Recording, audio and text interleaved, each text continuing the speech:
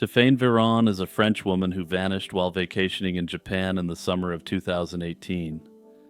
Born in 1982, Veron was 36 years old and worked as a school teaching assistant in France. A seasoned traveler and enthusiast of Japanese culture, she had meticulously planned a 3-week solo trip to Japan, a destination where she had been before.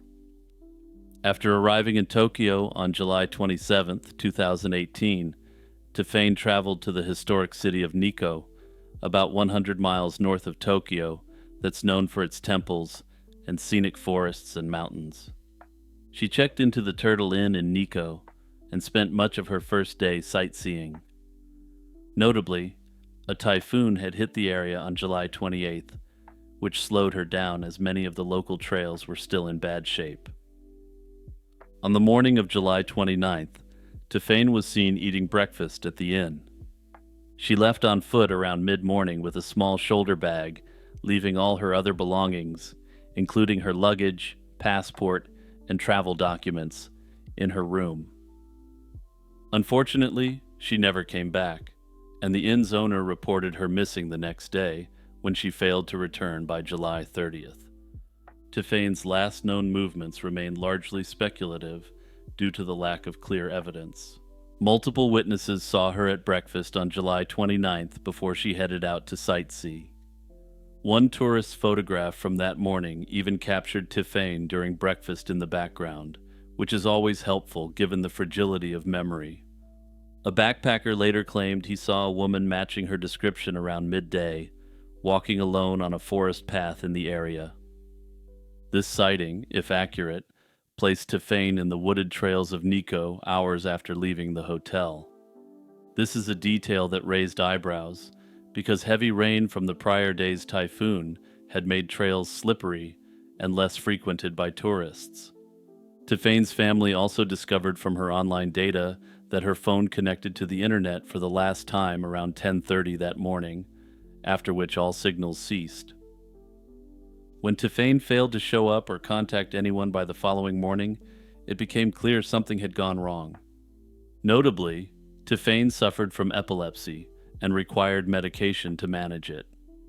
Local authorities responded promptly once Tiffaine was reported missing. The immediate concern was perhaps in the excitement of travel she had forgotten to take a dose of her medication, which led to her falling on the typhoon-battered trail. Within days, dozens of police officers and volunteers were scouring the area, but initially found no trace of her movements. Search efforts focused on the rugged terrain around Nikko, which features dense forests, rivers, and hiking paths. The region's geography is both scenic and perilous, with steep mountain trails and fast-flowing streams where a person could slip and get severely injured, or fall into a typhoon-swollen river. Early search operations included teams on foot, police dogs, divers checking the river, and drones scanning from above. Helicopters were also deployed to survey the mountainous areas around Nikko, particularly near the Daya River and a scenic gorge called Kanmangafuchi Abyss, where tourists often walk.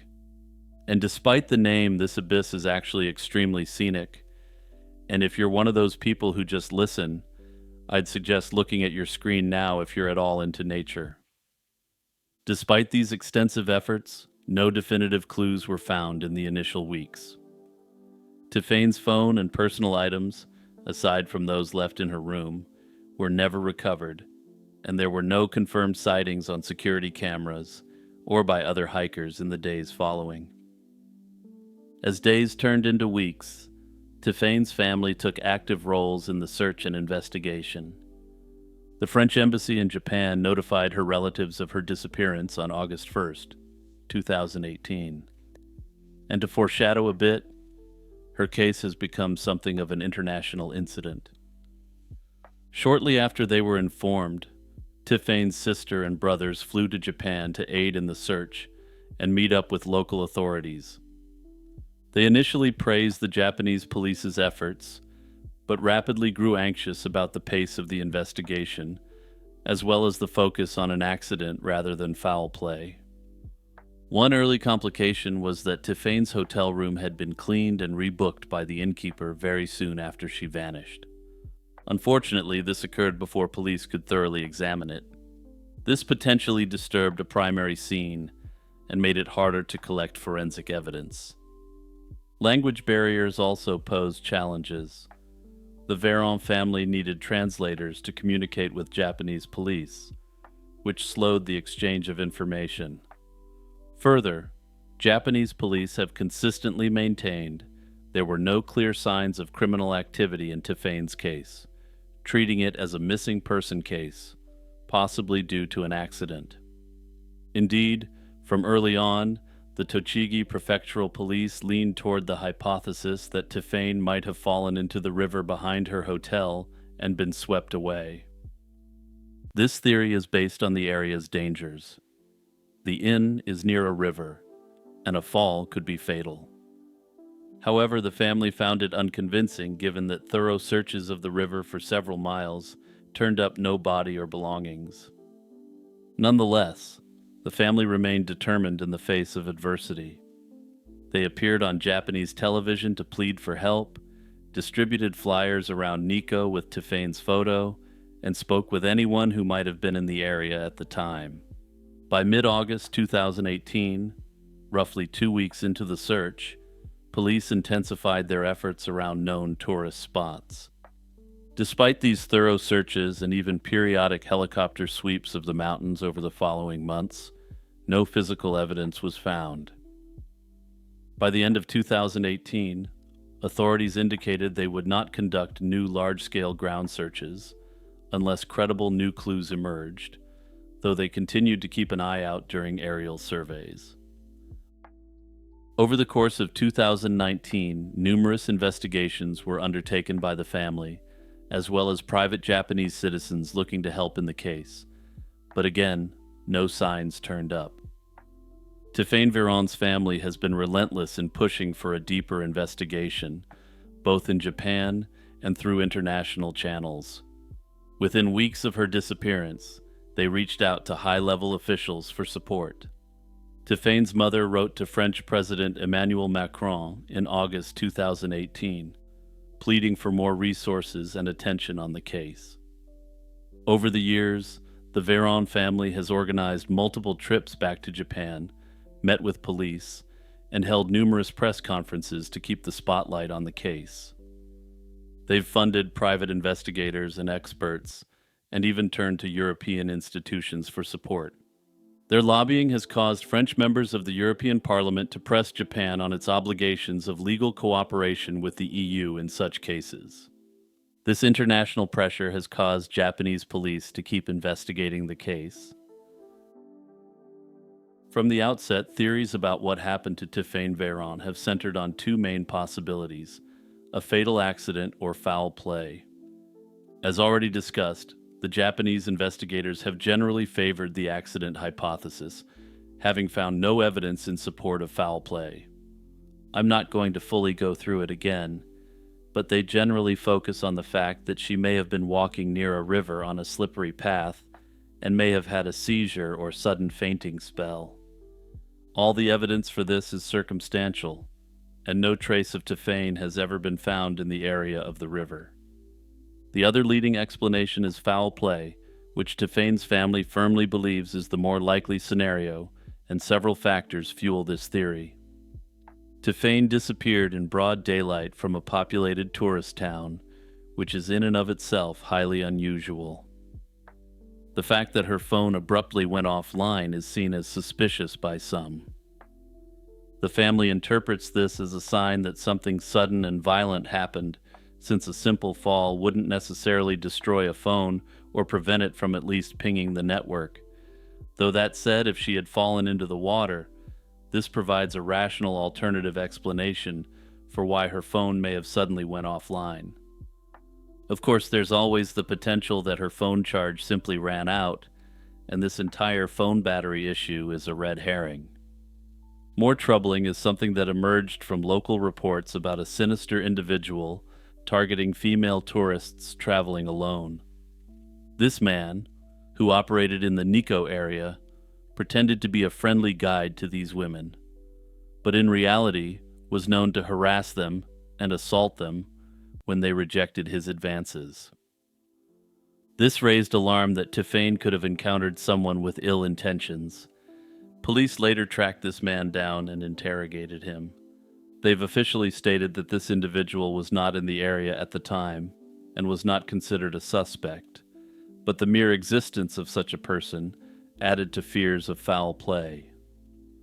Further, the family also has concerns that the Japanese police investigative files were either incomplete or that the investigation itself was of poor quality. Others have speculated that another criminal might have taken advantage of her trust, given the reputation of Japan as one of the safest countries in the world. Other less prevalent theories have occasionally been floated, though they have essentially no supporting evidence. One is that Tiffany might have chosen to disappear intentionally for personal reasons. Others have proposed the potential for a wild animal encounter gone wrong, but again, no supporting evidence exists. As of now, Tiffany's family continues to strongly advocate for justice for her and won't let her case be forgotten. On the night of April 26, 1982, South Korean police officer Woo Bum-kan unleashed one of the deadliest single-person mass-slaying sprees in modern history. He rampaged through villages in Uryong County in South Gyeongsang Province, slaying 56 people and injuring many others before the carnage ended in the early hours of April 27th. This case isn't so much a mystery of who did it, but a mystery of why Woo decided to turn on the people he was sworn to protect. Woo Bum-kan was born in 1955 and followed his father into a career in law enforcement. A former Marine known for expert marksmanship, he joined the National Police in 1981 and even served briefly as a presidential bodyguard. Despite this promising start, Woo's career and personal life very quickly deteriorated. He was a heavy drinker, and his behavior while intoxicated repeatedly caused problems at work. In late 1981, his superiors demoted him and transferred him from the bustling port city of Busan to a quiet rural post in Kungyu village. In that conservative community, Woo lived with his girlfriend Chun Mal-soon, an arrangement that drew heavy disapproval from the locals. According to Chun in statements given in later interviews with the authorities, the gossiping around the village gave him what she called an inferiority complex. On the evening of April 26, 1982, a trivial domestic dispute lit the fuse. Woo was napping at home when his girlfriend swatted a fly on his chest, accidentally waking him. This minor incident sent Woo into a sudden rage. After a heated argument, he stormed out and went to the local police station to begin his shift, where he reportedly started drinking heavily to calm his nerves. By about 7:30 p.m., still enraged, he returned home and began smashing his furniture and threatening Chun. Woo then headed straight to the local military armory. Exploiting his authority as an officer, he gathered an arsenal of weapons, including 7 hand grenades. Now heavily armed, Woo set out to attack the community he was supposed to be protecting. The rampage began around 9:30 p.m., and sadly, his military training appears to have been heavily put to use in the ensuing madness. Woo first targeted the local post office, which also housed a telephone exchange. He ended 3 telephone operators on duty and cut the phone lines, severing the village's communications. By cutting the phone lines, he delayed any alarm from spreading from the village. Immediately afterward, Woo moved to a nearby marketplace in the village of Toranogi. There, he hurled a hand grenade into a crowd and used the chaos this created to mow down the survivors as they fled. Among the wounded was Chun Mal-soon, who had run out to see what was happening and was struck by shrapnel. With the area in chaos, Woo proceeded to roam through neighboring villages, using his status as a policeman to gain entry into houses under false pretenses. Over the next several hours, Wu terrorized village after village in Iryong County. In one small village called Ungary, he took a local youth hostage to approach a grocery store, using threats against the hostage to gain access to the closed-off building. Sadly, the individuals inside the grocery store complied with his request, likely believing that they were saving a young man's life. Once inside, he eliminated both the hostage and everyone inside the store. By the time he left Ungary, 18 people had perished in this senseless act of brutality. Wu then moved on to the next settlement, Pyeongchon-ni, where he employed a similar deceitful tactic. He told villagers that a North Korean infiltrator had been spotted nearby, pretending that he was there to protect them. The residents let him in, and other villagers joined in seeking his protection. The kind villagers even offered him dinner. During the meal, Wu began complaining about his low police salary and about being exiled from Busan to his rural post, revealing his deep resentment. Suddenly, during the course of dinner, he opened fire on the very people who had shown him such hospitality.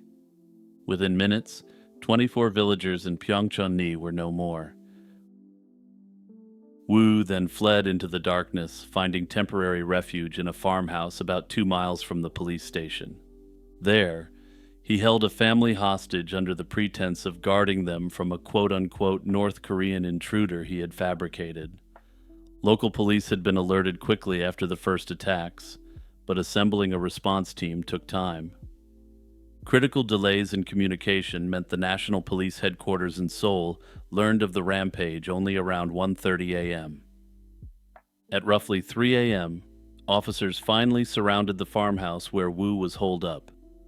Realizing he was cornered, Wu chose to end the standoff on his own terms. He detonated 2 of his hand grenades, ending himself and 3 of the hostages in the blast, and bringing the night's events to a horrific conclusion. At dawn on April 27th, South Korea learned that an entire community had been ravaged by one of its own police officers. South Korean authorities faced tough questions about how Wu's spree was able to continue for so many hours. The police response was widely criticized as slow and disorganized. Investigations revealed that the local police failed to promptly alert national headquarters about the emergency, contributing to delays in bringing reinforcements. In the aftermath, the government took swift action against those deemed responsible. The provincial chief of police was suspended, and 4 other police officers and military officers on duty that night were arrested for negligence. The military officials had allowed Wu to access the armory and reacted too slowly as the events unfolded. The nation's interior minister offered his resignation to atone for the failures, as did the national police chief, and the president accepted these resignations immediately. So this, of course, brings us to the question of why Wu Bum-kan committed such an atrocious series of acts. In the absence of a single clear motive, observers have pointed to multiple contributing factors, psychological, personal, and societal, that may have driven him over the edge. On a personal level, Wu's relationship issues seem to have provided the immediate trigger for his disturbing rage. The fight with his girlfriend on April 26th, sparked by something as trivial as a fly being swatted, shows that Wu had an exceedingly short fuse. He was known to drink heavily, which likely impaired his judgment and lowered his inhibitions. As you may recall, he had been drinking on the day of the massacre, though it's unclear how intoxicated he was by nightfall. Beyond his private life, Wu also had grievances rooted in his work and social environment. Being demoted and sent to an isolated rural post was a blow to his pride and ambition. He had once held an elite position in a major city, and now he found himself in what he viewed as a rural backwater with no chance for promotion. During his rampage, he explicitly complained about his low pay and about being exiled from Busan to the countryside.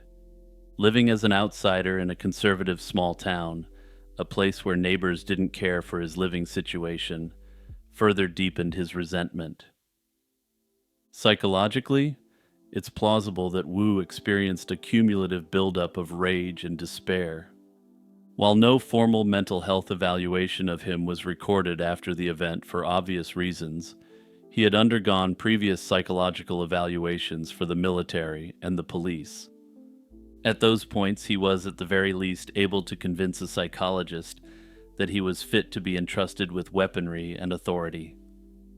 Many observers who've looked at this case simply believe that he was a powder keg ready to run amok if he encountered the right spark, and that spark may have been being hit with a fly swatter by his girlfriend. I tend to take a different view on this horrific night and Wu's actions generally. I think his actions after suggest that he had been thinking about committing this horrific act for some time. This is just speculation on my part, but his immediate moves, like gaining access to the armory and attacking vital communications infrastructure first, suggest a plan of action. Now, I'll admit that given that he was an elite South Korean Marine familiar with the geography of the area, it's plausible that this could have just been his training kicking in once he snapped. While his targets appeared to be indiscriminate, since he attacked everyone he ran into, in my view, his target was more broad than individual people. It was the rural region itself. In my view, Wu Bumkan wasn't someone who simply snapped. He had a calculated plan to carry out acts of extreme and personal evil on his neighbors. Hey everyone, it's Jimmy here with a reminder to like, subscribe, and share this video with your friends and family. Also, quick reminder that I do have a Discord and Patreon, and you can join by clicking the description below. Let me ask you a deceptively simple question. If you remove a single grain from a giant heap of sand, is it still a heap? What about another, and then yet another grain of sand? At exactly what point does the heap vanish? This ancient puzzle, known as the paradox of the heap, reveals a fascinating truth. Language, and logic itself, is much messier than we think. This thought experiment, known as the paradox of the heap, originated with ancient Greek philosophers and has attracted significant thought over the past 2.5 millennia. It highlights a deep problem in philosophy. Many everyday concepts are vague, meaning they have no sharp boundaries. For example, heap, bald, or tall are vague terms. There's no clear line dividing a heap from a non-heap, or a tall person from a not tall person. The paradox is philosophically significant because it shows that using such vague terms in logical reasoning can lead to absurd conclusions. This in turn calls into question how truth and logic operate in natural language. In a typical formulation of the problem, we start with a large heap of sand and remove grains one by one. Intuitively, removing a single grain shouldn't suddenly turn a heap into a non-heap. Yet if we repeat this reasoning enough times, eventually only one grain remains, which is clearly not a heap. Alternatively, one can start from a single grain, obviously not a heap, and keep adding grains. By similar logic, no single additional grain ever seems to create a heap, implying that even thousands of grains might never form a heap. In either direction, we get a contradiction. We're forced to conclude either that a single grain is a heap, or that even 1,000,000 grains is not a heap, both of which are false by common sense.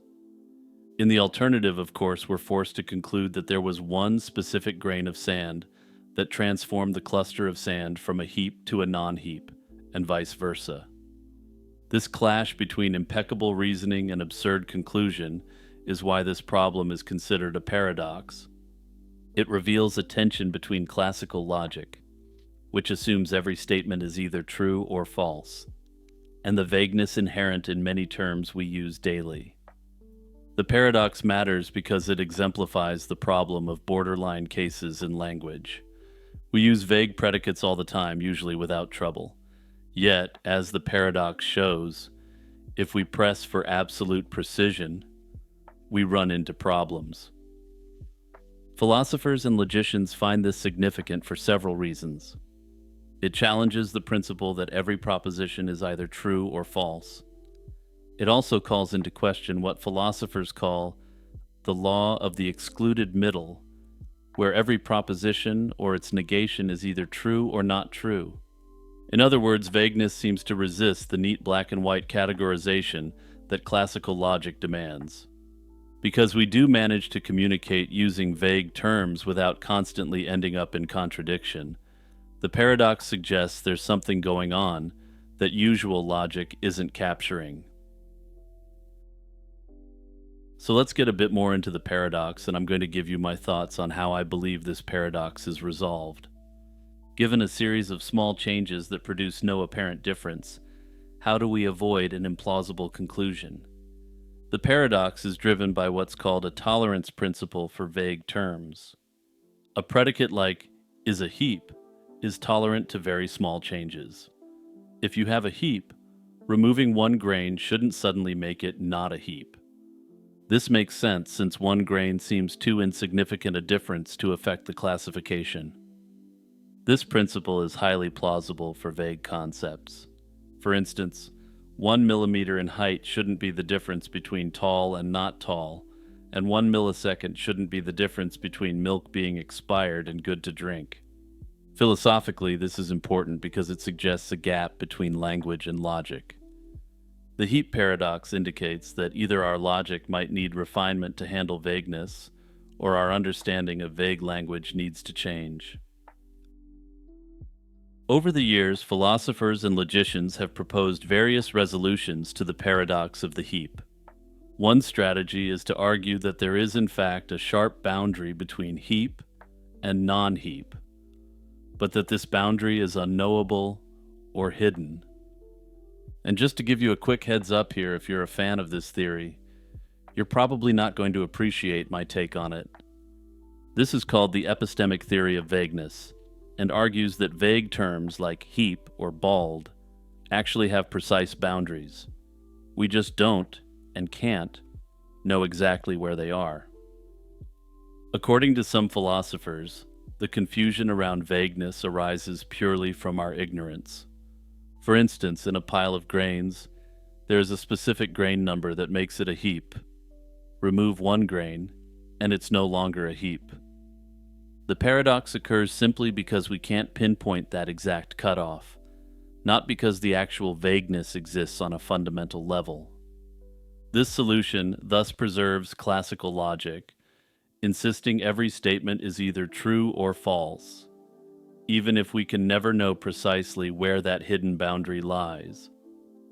Now, personally, I hate this quote-unquote solution to the paradox, so just give me a second to light it up. The theory insists that precise but hidden boundaries exist between categories like heap and non-heap. However, it offers no compelling reason to believe in these phantom boundaries other than a desire to preserve classical logic. This approach reduces vagueness, a clearly observable phenomenon embedded in everyday language, to simple ignorance. This implies that human intuition and linguistic practice systematically conceal a sharply defined truth that we can never access, but somehow inherently understand. It seems implausible to claim that language, which is inherently a human invention and reliant upon flexible usage, secretly aligns with sharp, invisible dividing lines. If these precise boundaries truly exist, they should in principle be discoverable. The epistemic theory is so unsatisfying to me because it evades rather than resolves the paradox. It reframes real conceptual confusion as mere lack of knowledge, failing to address why this ignorance is universal and irreparable. It does nothing to actually explain vagueness in a useful way, but rather simply creates a further mystery. Basically, to sum it up, in my view, this explanation is a heap of weapons-grade malarkey, and trust me, that's not what I wrote in my script originally. Another influential approach is supervaluationism. Supervaluationism addresses vagueness by saying that terms like heap don't have one exact boundary. Instead, it imagines all the reasonable ways we could define a precise cutoff, called precisifications. If a statement is true under all possible precisifications, it's super true. If false under all, it's super false. If it's mixed, it's indeterminate. For example, 10,000 grains is a heap might be true in some definitions but false in others, making it indeterminate. However, logical truths like either 10,000 grains is a heap or it's not are super true because they hold in all precisifications. This solves the paradox by rejecting the claim that each step must be true. At some unclear point, the claim becomes indeterminate, not clearly true or false. Thus, the paradox disappears because the argument depends on all steps being definitely true. Personally, I think this approach may be the best one we've got that also maintains classic logical principles, but as you're about to see, we can throw that all out for a more sensible solution. Another approach relies upon fuzzy logic and degrees of truth, and personally, I think this resolves the paradox in a way that's useful for day-to-day functioning. Fuzzy logic handles vagueness by rejecting the idea that statements must be strictly true or false. Instead, truth comes in degrees, ranging continuously between 0, completely false, and 1, completely true. For example, 1,000,000 grains is a heap might have a truth value close to 1, while 1 grain is a heap would have a truth value of 0. Under this system, intermediate numbers are assigned values somewhere between 0 and 1 to reflect this gradient. Each grain removed slightly decreases the degree to which the collection qualifies as a heap, and there's no more need for a sudden and abrupt cutoff. This solves the paradox by breaking the assumption that removing 1 grain can't change truthfulness. Each removal does slightly reduce the truth value, eventually reaching 0 without contradiction. While fuzzy logic loses classical logical principles along the way, it better matches everyday intuitions, and actually has practical uses in terms of how we approach problems in the real world. And yeah, I suppose this is where I throw in the obligatory line about philosophers not being very into the fuzzy logic solution to the heap paradox. On January 28, 2001, Super Bowl Sunday, 18-year-old Jill Lynn Uto was found brutally slain in her 6th-floor apartment in Syracuse, New York. Uto, a recent high school graduate working at the local mall and studying to become a paramedic, had moved into her own place about a year earlier to gain independence. That Sunday, she was supposed to join her mother, Joanne Browning, and younger sister Jenna to watch the Baltimore Ravens play the New York Giants in the Super Bowl. When Jill Lynn never showed up or answered her phone, her family became concerned. The next morning, Browning and Jenna went to check on her, entering the apartment through an unlocked door, and made a horrific discovery. Inside the apartment, Jill Lynn lay unresponsive, having suffered multiple stab wounds and a deep cut to her neck.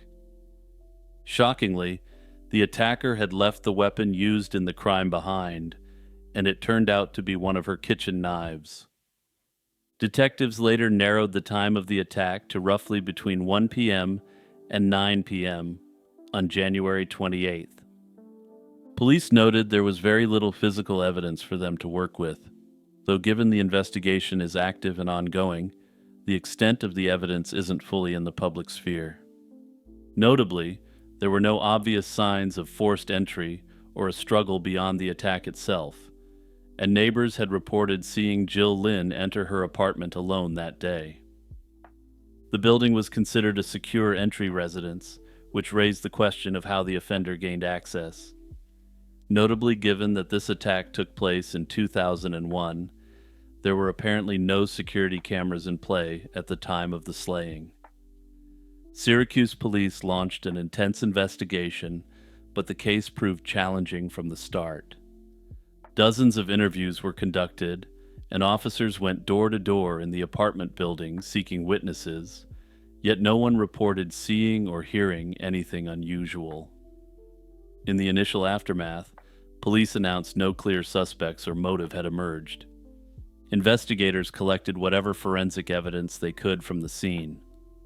Critical among this evidence was the kitchen knife used in the attack, which was sent for testing. Police also recovered DNA samples believed to be from the perpetrator. However, to the frustration of detectives, that DNA has never matched any profile in state or national databases in the years since, and her case ended up going cold. Over the last 2 decades, numerous theories have emerged about who ended the life of this vibrant young woman and why they committed such a senseless and depraved act. Investigators themselves have hinted that they believe Jill Lynn likely knew her assailant. The lack of forced entry and signs of limited struggle from within her apartment suggested that she had willingly let this person in and that he may have gotten the jump on her. The latter portion indicates that she may have been comfortable enough to leave the room or turn her back on this person, allowing the assailant time to grab her very own kitchen knife. Detectives interviewed friends, co-workers from the mall where she worked, former classmates, and even casual contacts from her daily life. However, none of those interviews yielded a definitive suspect, and everyone maintained that she maintained a quiet, low-risk lifestyle. Importantly, police inquired if she was in a relationship or had recently gone through a breakup, but this led nowhere. Notably, the police have stated that they have or had suspects in the case, but they've never named any of them. It's unclear at present if these suspects have been ruled out. This, of course, leads to the possibility that the authorities are virtually certain they know who committed the crime, but simply lack the evidence to be able to prosecute. Some amateur sleuths have suggested that online that she may have been in a secret relationship or in the early stages of a relationship she hadn't told her friends and family about yet. That said, in the over 2 decades since the slaying, no evidence has come out in favor of this theory. Another prominent theory is that of a random attacker who somehow accessed the building. Jill Lynn's mother launched an unsuccessful lawsuit against the landlord, alleging that the building's security was too lax. In their lawsuit, they argued that the front door had been left ajar, enabling an opportunistic predator to walk the halls. In this scenario, the individual might have knocked on Jill Lynn's door under some false pretense, or even posed as a maintenance worker or delivery person. If Jill Lynn opened the door to a stranger, it's possible she was caught off guard by a sudden attack. That said, there's no evidence whatsoever for this theory, and the circumstantial evidence on the inside of her apartment appears to work against it. A few less conventional theories have been floated in online forums and by armchair detectives. Perhaps the most interesting is the idea that she may have acquired a stalker while working at the mall. If this was the case, she may not have been aware of this person at all, and this person may have taken the opportunity to enter her apartment in a moment of lax security. So I really think Jill Lynn's case will be cracked sometime in the coming years, and here's why. The DNA evidence from the attacker was collected by the investigators and properly preserved. It's unclear if this case has yet to be referred to Othram or another genetic genealogy company for familial DNA testing. Unfortunately, Joanne Browning, who was Jill Lynn's biggest advocate in life, passed away a number of years back. However, thankfully, it looks as though her sister Jenna is still actively advocating for Jill Lynn.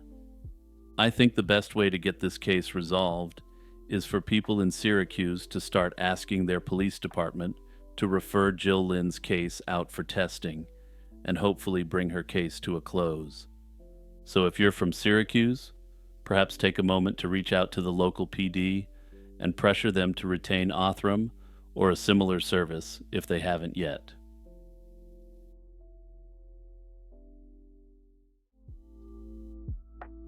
Foreign accent syndrome is a rare neurological disorder where individuals suddenly begin speaking in a foreign accent, typically after a brain injury or psychological trauma. And when I say rare here, I'm not exaggerating by any means. In the last 120 years, there's been less than 100 confirmed cases of the disorder. The first widely recognized case was documented in 1907 by French neurologist Pierre Marie. He described a Parisian woman who developed an Alsatian German accent after suffering a stroke, though this wasn't immediately labeled as its own syndrome. The condition gained more attention in 1941 when Norwegian neurologist Georg Hermann Monrad Krohn reported an early high-profile case. A Norwegian woman who had been struck by shrapnel began speaking with what was perceived as a German accent. Given the context of the war, this caused significant social alienation for the woman, as German accents were stigmatized in occupied Norway at the time. Since then, dozens of cases have been reported worldwide, though FAS remains extremely rare. Advances in neuroimaging have helped researchers better understand the condition, but it continues to challenge neurologists and linguists alike. It's now known to typically occur after a traumatic brain injury, stroke, or other neurological incident that affects the areas of the brain involved in speech production. In particular, damage to the motor speech network, often in the left hemisphere, which controls language, can alter a person's pronunciation, intonation, and rhythm. These changes can make their speech patterns resemble those of a foreign accent, even though the person isn't intentionally trying to mimic one. Notably, FAS doesn't mean someone suddenly becomes fluent in another language or adopts a perfect foreign accent. Instead, the changes in speech are usually subtle and might sound foreign only to native speakers of the individual's original language. For example, vowels may be pronounced differently, syllables might be stressed in unusual ways, or intonation patterns could shift. This combination creates the illusion of a foreign accent, rather than generally actually creating a foreign accent itself. Interestingly, the syndrome isn't always linked to brain injuries. In rare cases, it's been associated with psychological conditions, such as conversion disorder, where emotional distress manifests physically. However, these instances are much less common than those linked to neurological damage. One of the most famous cases in recent years involves Sarah Colwill, a British woman from Devon, England. After suffering from either an extremely severe migraine or a minor stroke, she developed a Chinese-sounding accent, despite never having visited China. But I believe it's always better to show rather than tell, so let's hear from Sarah Colwill herself here for a moment before we discuss the mystery more. My name is Sarah Colwill. I am 40 years old, born and bred here in Plymouth. About 5 years ago now, I had a stroke-like event. It was hoped that my speech could be improved, but I think over the years I've come to terms with the fact that this probably is as good as it will get. While the exact mechanisms of FAS aren't fully understood, advances in technology have shed light on its neurological underpinnings. MRI and CT scans often reveal structural abnormalities in the brain regions responsible for language production. These abnormalities disrupt the fine motor control needed for precise articulation, leading to changes in speech patterns. Beyond the scientific intrigue, the condition has significant emotional and social implications for those affected. People with FAS often face confusion, disbelief, or even ridicule from others who assume they're faking their condition. The sudden change in accent can also impact their sense of identity, as accents are closely tied to cultural and personal identity. Further, it's been reported that some sufferers become reclusive or nervous to speak around certain people for fear that they'll be perceived as making fun of a certain accent.